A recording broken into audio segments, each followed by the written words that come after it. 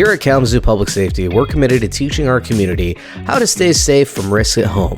Today, let's focus on education. Smoke detectors are your first line of defense in a fire. Make sure they're installed in every bedroom, outside sleeping areas, and on every level of your home. Test them monthly and replace them every 10 years. Now let's check in with Fire Marshal Brooks about the importance of fire extinguishers. Everyone should have a fire extinguisher inside their residence. There should be a couple of things on your fire extinguisher. It should have a seal and it should have a pin. The gauge should be in the green. If you're going to use a fire extinguisher to put a fire out, the 4 things you need to remember are PASS, or pass. What you want to do is pull the pin, aim the nozzle, squeeze the handle, and sweep side to side.